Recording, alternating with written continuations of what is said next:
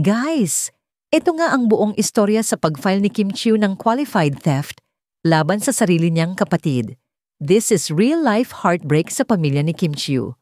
For years, tahimik lang si Kim. Smile, work, repeat. Pero may bigat pala siyang pinapasan.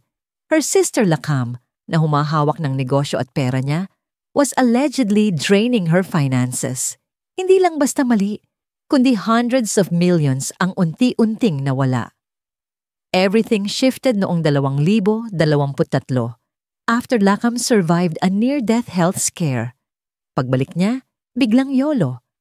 Casinos, VIP rooms, Soler sightings, and Kim's money kept disappearing. Nagkabati pa sila recently, pero kahit may reconciliation, hindi tumigil ang problema. May vault daw na nabuksan. May cash na nawala. May condo raw na nabenta without consent. Hanggang sa sinabi na ni Kim ang pinakamahirap na desisyon, enough. She filed a qualified theft case. A case rooted in trust and betrayal. Walang panalo dito. Walang tunay na kontrabida. Just heartbreak, family, and consequences. Ano ang masasabu nyo dito? Follow for more updates.